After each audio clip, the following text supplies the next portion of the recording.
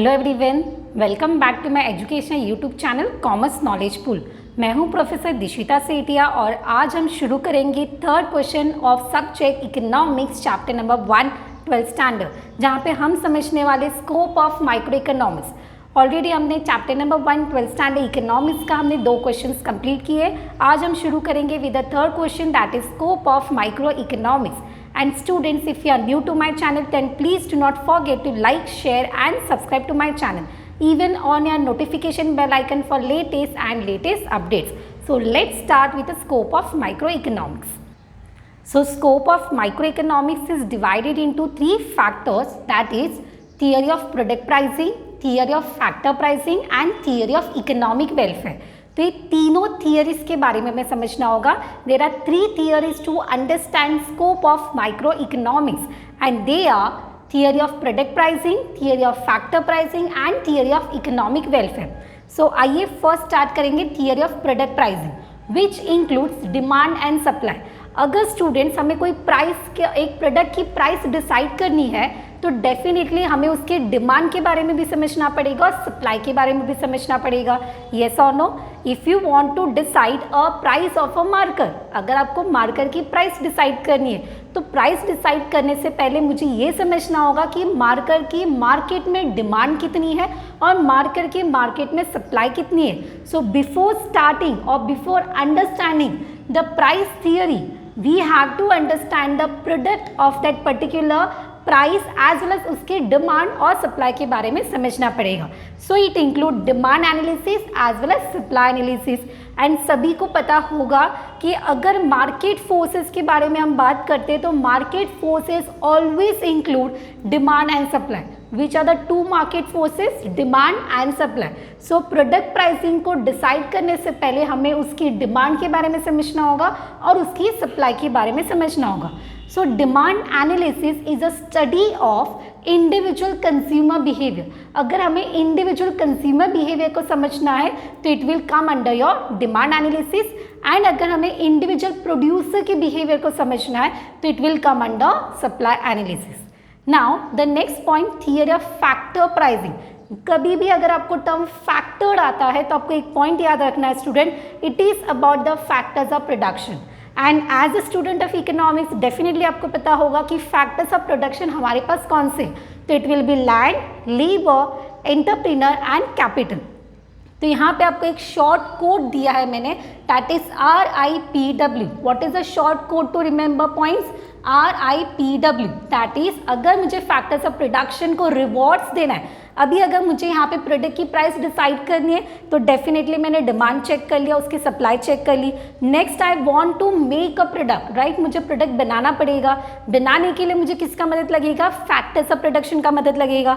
मतलब मुझे लैंड लगेगा, मुझे लेबर लगेगा, मुझे कैपिटल लगेगा and I need to start a business, तो एक ओनर लगेगा, that is entrepreneur. So what rewards I should give them, मुझे उनको क्या रिवॉर्ड्स देने होंगे? तो यहाँ पे क्या लिखा है मैंने? लैंड को क्या मिलता है? रेंट। कैपिटल के ऊपर हमें क्या देना होता है? इंटरेस्ट। हमें एंटरप्रेन्योर को क्या मिलता है? प्रॉफिट। एंड लेबर को क्या मिलता है? वेजेस। सो यहाँ पे RIPW, where R for rent, I for interest, P for profit and W for wages. तो इस तरह से आपको रिवॉर्ड्स याद रखने हैं, rent, interest, profit and wages. And the last point that is theory of economic welfare. Economic welfare ये theory हम क्यों समझ रहे हैं? The main reason that is proper allocation of resource.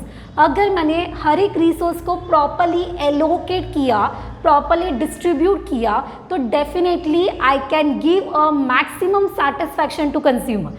तो हमारा हर एक बिजनेस का मेन एम क्या होता है students? That is maximum satisfaction.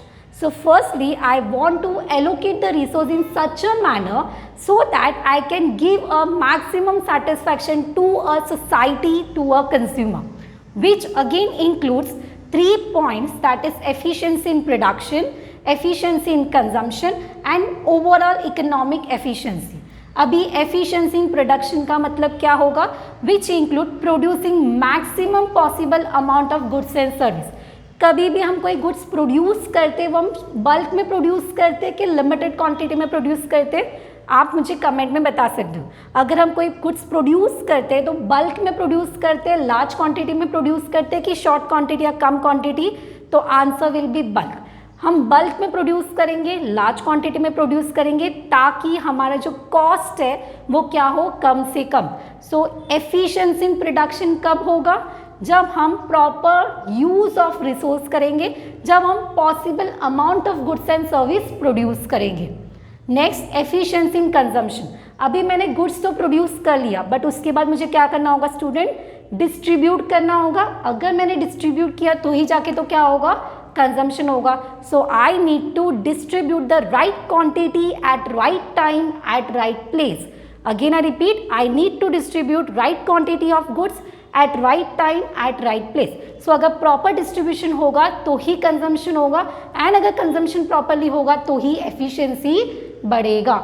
So efficiency in consumption is depend on what, it depends on how we are distributing the goods to the market. And the last one, that is overall economic efficiency, which is very simple। अगर हमने efficiency in production maintain किया है, अगर हमने efficiency in consumption maintain किया है, तो definitely हमारे business का overall efficiency भी maintain रहेगा। ऐसा एक business का efficiency maintain होगा और उसी तरह से number of business का overall economic efficiency भी maintain होगा। So overall economic efficiency is only depend on required goods which we are providing to the people। जो भी कंज्यूमर के डिज़ायर है अगर वो हम फुलफिल करते तो डेफिनेटली इकोनॉमिक का ओवरऑल एफिशिएंसी बढ़ेगा। तो इस तरह से our question was scope of micro economics which are divided into 3 theories, that is your product pricing, factor pricing and economic welfare. Product pricing relates to demand and supply, which are the two forces. Demand always study about the consumer behavior, supply study about the producer's behavior. Theory of factor pricing, which include factors of production, where the rewards are RIPW, rent, interest, profit, wages. And theory of economic welfare, which include economic allocation or proper allocation of resource, which further divides into efficiency in production, consumption and overall economic efficiency. So I hope the answer is very much clear to you all। और अगर ये question paper में आता है तो it will be for 4 marks। So further हम आगे और स्टडी करेंगे। Till then any doubt regarding this question you can mention in comment box। So thank you all, stay healthy, stay safe।